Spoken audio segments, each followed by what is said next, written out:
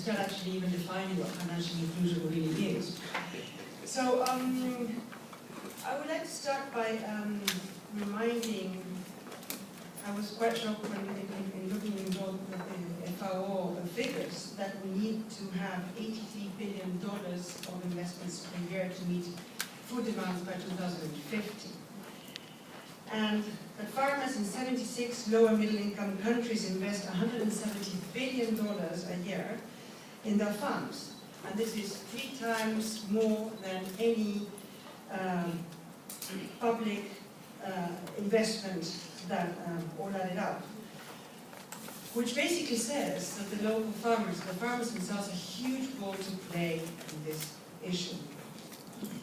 And if we look into Africa, the continent where the biggest amount of increase in production is expected in the coming years, we have 33 million smallholder farmers, and they right now produce 80% of the food production.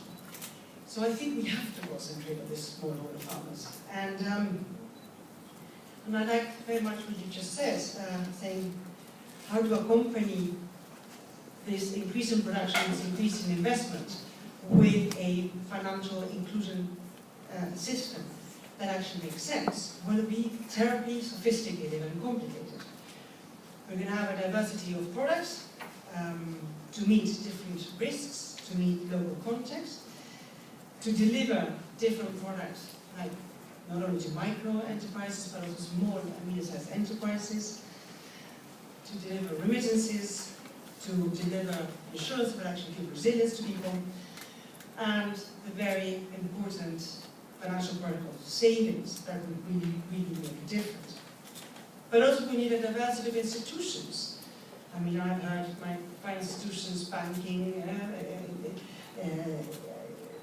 investment funds, etc., that would actually do this, even SACCOs and cooperatives, and even village savings and loan institutions. And we would have a diversity of delivery channels, phones, brick and mortar, agents, etc. So, and this has to be all interconnected in this inclusive food system, right? So, but if it's so diversified, it would be extremely difficult to really get to be scalable and to really be sustainable in the long term, which really strengthens the issue that the social engineering that we were talking about today, and the partnerships, the innovation and the technology are really essential to reduce costs, to increase scale, to assure sustainability, and of course to increase the quality, because in the end of the day, it's all about quality. We've also learned that finance is certainly not enough. There's also a demand side that has to be addressed, and we have to look at farmers and rural people in a holistic way: training, social protection, access to markets, health provisions, financial literacy, extremely important.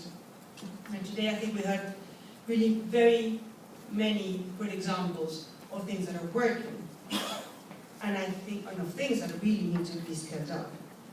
So the issue is, it is essential that Roma-based agencies are working together in this field.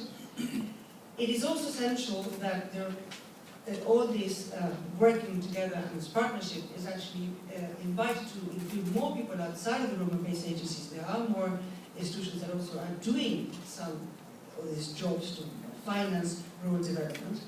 So I think it would be very interesting to also be inclusive in that sense as well. And to work on issues like, what is our common understanding of rural finance? Is it a means to an end? Is it the enabler? Is it, or is it a goal, a development goal in itself?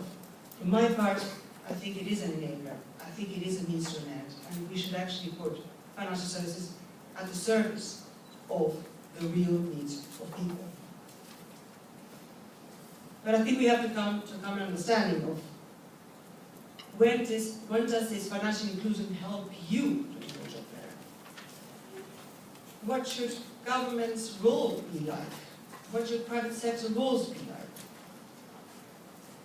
What are the best practices? And when are the best practices good? When they get bigger because that's something also we realize that some things are not scalable.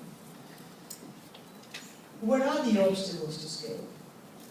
How to involve women and youth better?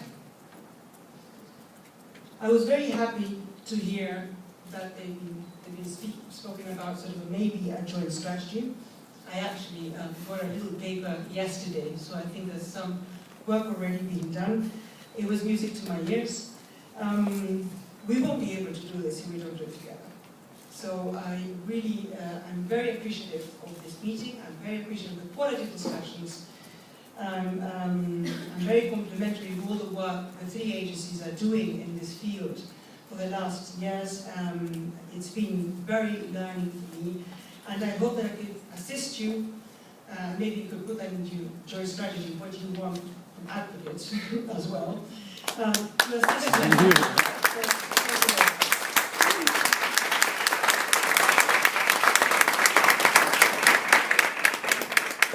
Well, ladies and gentlemen, it falls to me to thank all